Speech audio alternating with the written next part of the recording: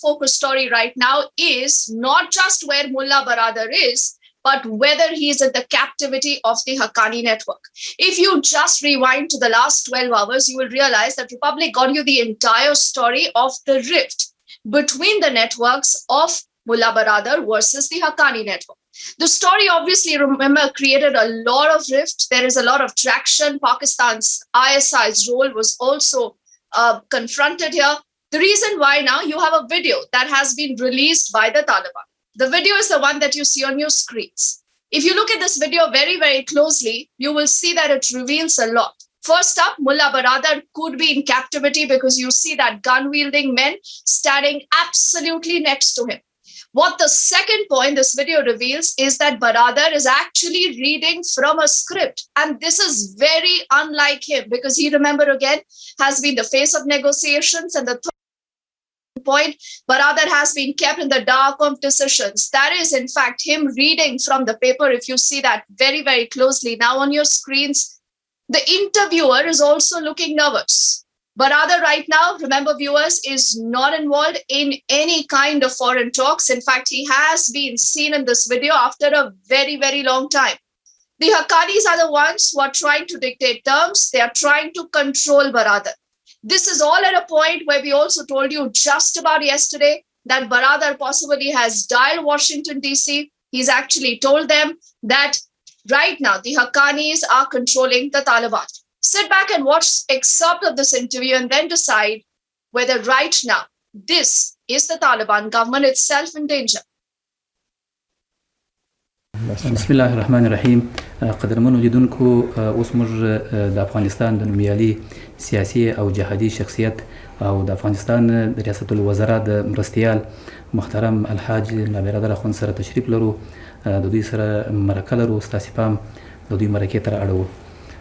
ډېر محترم اجملا صاحب، په دې وروستیو کې په رسنیو کې ځینې ګنګوسې دي چې ګواکې تاسې زخمي سوي یاست، یا ځینو رسنیو کې خو ستاسې د شهادت خبر هم ورکول سوی دی چې د خپلمنځي اختلافاتو په وجه باندې. آیا دا خبره څه حقیقت لري؟ بسم الله الرحمن الرحیم. نه، دا خبره هیڅ حقیقت نه لري. زه الحمدلله جوړ او روغ یم. او بله خبره دا چې رسنۍ وایي چې خپلمنځي اختلافات لري، دا بالکل هم هیڅ حقیقت نه لري. لله الحمد موږ په خپل منځ کې ډېر شفقت او ترحم لرو چې حتی په یو فامیل کې به هم داسې شفقت او ترحم نه وي. او بل دا چې موږ دا څو کاله د اشغال د خاتمې لپاره تکالیف او قربانۍ ورکړي دي، دا نه د اقتدار لپاره وي او نه د منصب لپاره وه. بله خبره دا چې موږ سفر درلودی کابل څخه، د کابل څخه، نو هلته مو رسنۍ ته لاسرسی نه کېدی چې دا خبره رد کړو. نو موږ د افغانستان ملت او مجاهدینو مشران او کشران ته ډاډ ورکوو چې هیڅ تشویش باید ونه کړي او نه د تشویش خبره شته. ډېر ښه. بل محترم اجملا صاحب، افغانستان ته چې به خارجي مېلمانه راتلله، تاسې به ملاقات ورسره کوئ. نو په دې وروستیو کې د قطر هېواد خارجه وزیر راغلی و، په دغه مجلس کې ستاسې حضور نه و. موږ خبر نه وو چې د قطر هېواد څخه وزیر خارجه تشریف راوړي. نو موږ که خبر وای نو خپل سفر مو ځنډوي، او موږ په سفر کې وو ځکه ملاقات ونه سو. نو دا بیخي ممکنه هم نه وه چې موږ برته د سفر ورګرځېدلي وای او د وزیر خارجه سره ملاقات کړی وای. نو که مخکې موږ ته دا خبره رسېدلې وای، شاید موږ د دې ملاقات سره یو ځای سوي وای، د نورو ملګرو په شمول به مو دا ملاقات سرته رسولی وای. ډېره مننه اجملا صاحب، ستاسې د مرکې او توضیحاتو څخه.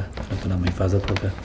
ستاسو د دغه مرکې چې انشاءالله کوم خبره د تشویش هم نشته.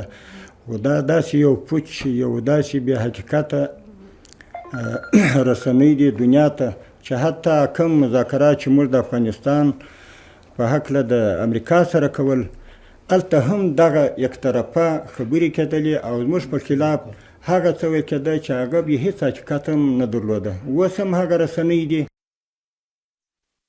So this, remember, is that so-called interview that has been released by the Taliban. The Taliban, obviously, remember, is wanting to clear the air of the so-called, rift between the Haqqani network versus Baradar. But remember what this video now does is that this reinforces that, yes, the problem is real. It is not just the problem, remember. The story is also about Mullah Baradar right now. We also have Major General Sudhakarji right now joining us on the broadcast. General Saab, thank you for speaking to us on Republic, and a very good evening to you, sir. This is, a so-called video of Mullah Baradar that has been released. I'm not sure whether you've been able to see it very clearly, but, this is not the Mullah Baradar who is very confidently holding those Doha talks. He's looking nervous. He's looking squeamish. He's looking at a paper, reading from a script, and he has someone who's wielding a gun standing next to him. Dipti, good afternoon. Thanks for inviting me again on telephone. And let me once again reconfirm that, yes, your observations are perfect and he is in captivity right from the day, if I recall, 3rd, 4th September. The proposed structure was already there in the hand, and the 4th was Saturday.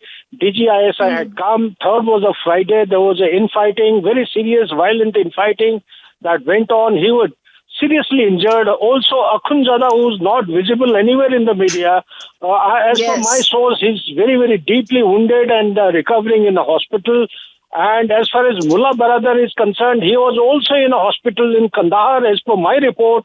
I hope I am not wrong. My source has told me he was in Kandahar hospital and also in captivity. They have taken him out basically to take a video clip, and no doubt he is absolutely at gunpoint being made to give some statements. Now, this is not on. This is not on. His form and final statement or objection, as I can read, I am a neuro-linguistic programmer as well, is that he is not in consonance, not in agreement with this entire structure at all.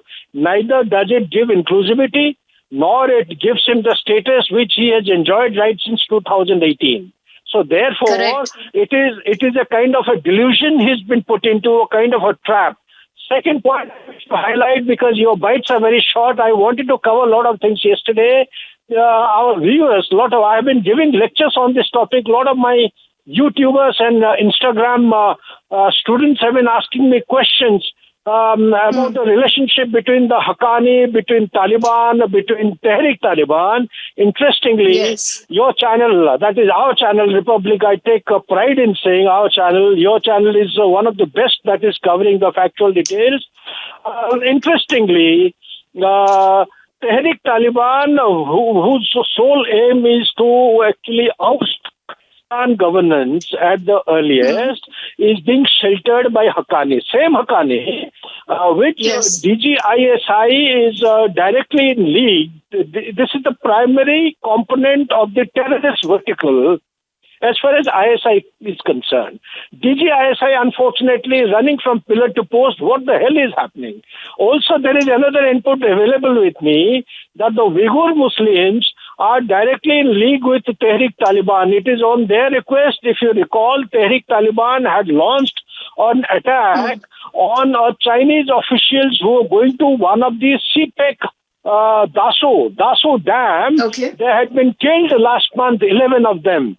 Also, there is another input which has come to me that between Al-Qaeda, Tehrik Taliban and Haqqani, they are hand in gloves. So Pakistan is in a quagmire. What to do and how to handle all this? So while this thing is happening in one front, DGISI is absolutely confused. The other part is Baradar. He's absolutely not in agreement with this particular structural change or the governance. This, I think, is the ideal. Yesterday, I heard Captain Bansal, who articulated his thought process very, very aptly, that this perhaps is the right moment, right occasion to shift our stance, to marginalize the current profile of the Taliban, and switch our support system to the Northern Alliance or the National Resistance Front, so that let the global or the humanity get together for the larger, broader cause for the good of this society, a civil, progressive society in Afghanistan. This is what I want to I think, General Saab, you have raised a lot of important points. But, I think it's for the world community now to stand up and take note of this, that nothing right now seems okay with the Taliban government. Point number one, sir. Point number two, the very fact that you have UN designated terrorists and, sanctioned people who've served at the Guantanamo Bay right now, yielding power in Taliban. You have one Doha faction, Qatar is obviously acting like a broker here also, if I may use that word. On the other side, you have the ISI. So we'd have to see where that story moves from here. But General Saab, it's always a pleasure, sir, speaking to you. It's always enriching to learn those important facets from you.